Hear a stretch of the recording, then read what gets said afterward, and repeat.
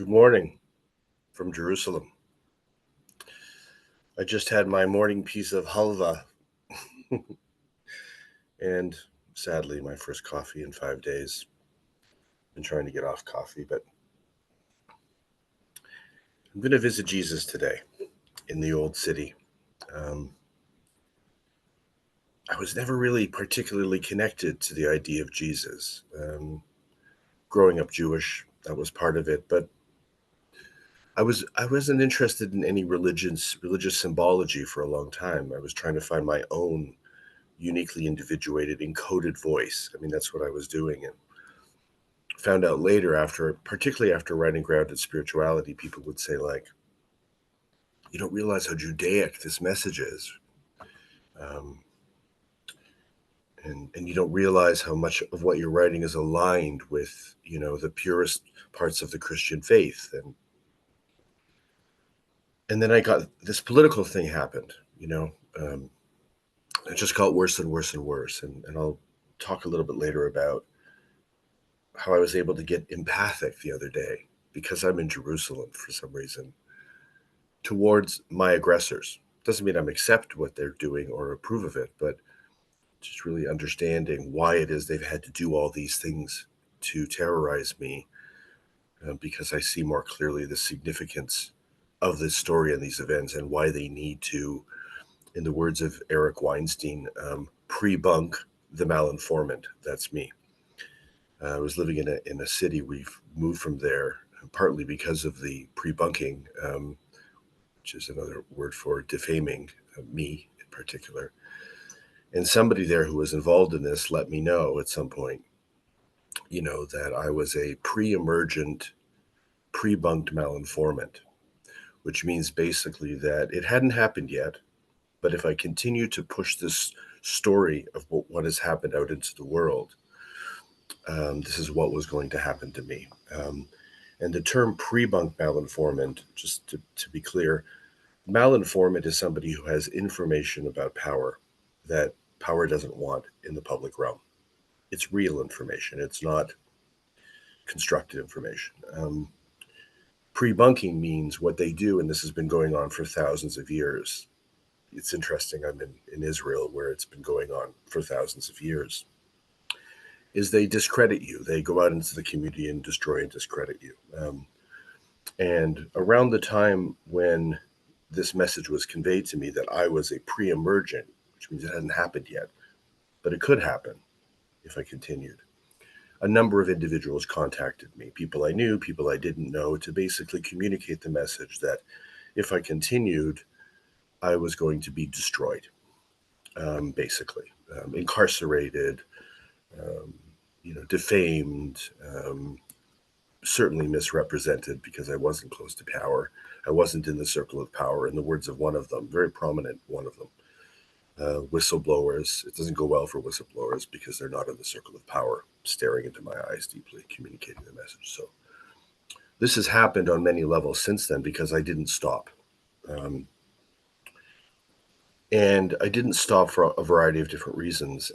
But now it's reached sort of epic proportions. Like my phone records, I have evidence that my phone records from years back, old messages, emails, any connections I had, positive, negative, rejecting, rejected, trying to connect with, trying to back off from, including my meta messages, my Facebook messages, pretty much all the way back to the beginning in 2007 have been accessed. And interestingly, I can't, I think, get into all of the messages so that I could sort of contextualize the things they're trying to say because of this code thing. They have this new code thing, and I've made a code and I forgot the code, and I can get a new code, but then they want to send it to an iPhone that was compromised, so I had to get rid of it. And the people involved in this situation, I think, know that. So I can't get the code to get the new code to get into the old messages. And a number of people from way back then are contacting me. So what basically they're doing, and this is the pre-bunking aspect of it, is they're getting a whole slew of people. I don't know what they're telling them. I have a feeling in some cases, because I know these people, they're actually paying them to lie, whoever is involved in this. And, you know, all of a sudden these people's faces will show up in my story, or sort of symbolic posts or videos related to my dynamics with them. All of a sudden there'll be a whole slew of fake profiles created coming into my Substack or coming into my Meta accounts with the names of these various people. So they're sort of crafting a whole scenario in order to. Um, so if I bring the political story, I have no credibility. It's basically, and I really understand at this stage that has had to happen because they have done such horrifying things for over 4 years, including continuing after their knowledge of medical calamity to me and to Susan. I thought that would stop them, but no. If anything, it made it worse because now the story for them got worse. So now this has become what they do. So, in the heart of all of this, somehow there was Jesus. Um, there was the symbology of Jesus, and then there was the feeling of Jesus. And it didn't all feel sort of like a the Jesus bypass, like some fantastical effort to imagine that I was protected. I would have these dreams, and in the dreams, Jesus would be there, and my mother would be there, um, almost like guardian angels in the heart of this very desperate situation. So I began listening to some of the music, not the sort of cheesy old Christian music stuff, right? That I thought was cheesy. Like really good. There's really good stuff now, um, like Judah and the Lion. It's just like fantastic. And this stuff really, really kept me going. And I was like, what is it about this music? What is it they're tapping into? What is it about this man and this story and this overwhelm that he was confronted with of tyranny? People who absolutely disdained him, partly because he was Jewish. And I relate to that in my political story. There is evidence of anti Semitism for sure. And just so many similarities in terms of, and no, I don't imagine that I'm Jesus. It's nothing like that. But just feeling a sense of commonality with somebody in an experience of being kind of hemmed in, um, and unable to breathe deeply into who they are and what their message is. And that's been my experience for 4 years. I've been sort of clamoring for my message, but it's been very hard to find because of this situation, this sort of techno terror situation. And things that happened to him. So, sort of as I understand it, at least at this stage, as he got more, as it proceeded, you know, as his insistence on bringing his message proceeded and continued, and as the intensity and weight against him deepened and strengthened. Um, it was sort of like a clash of the titans, right? Um, at least energetically, and then people falling away. Well, that happened to me. Very close people fell away.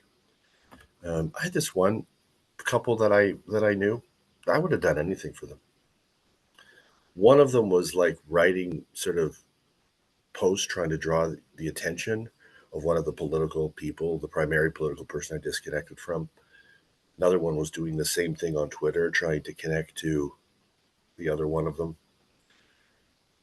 even though they knew how much suffering was happening in the heart of this sort of whole harassment and cyber stalking scheme that I was enduring and that Susan experienced in terms of at least collateral damage.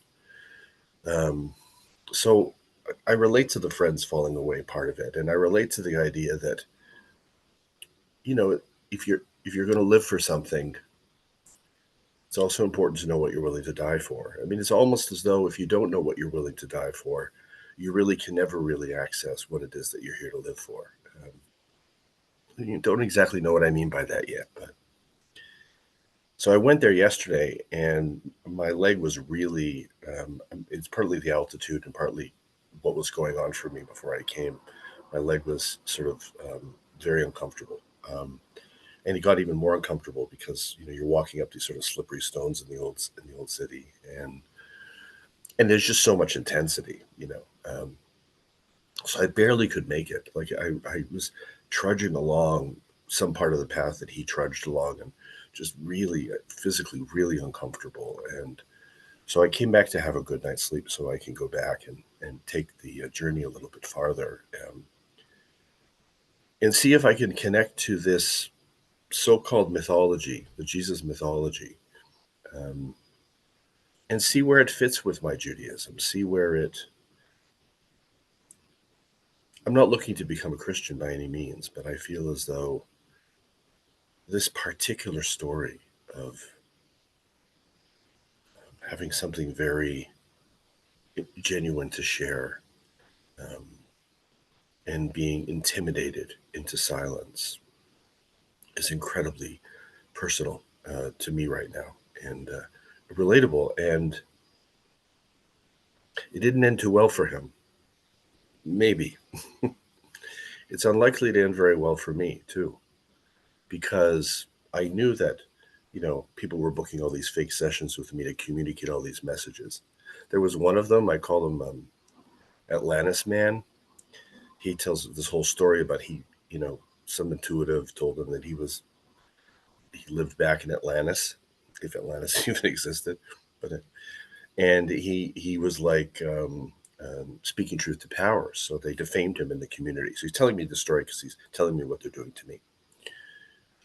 And then he says, and he realized since then that his work is just to bring his message. He said, you should bring your message around the work you're doing with encodings and let those political people skirmish among themselves.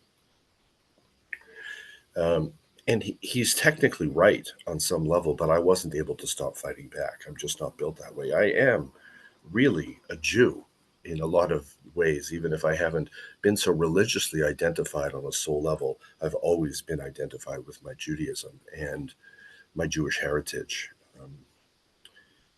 And so I thought today I would bring all of this material and see if it can experience some kind of reassemblage in the location where it is said that Jesus um, died, and for such a great cause, really, such a great cause. Anyway, I'll share any realizations with you later. Thank you for being here.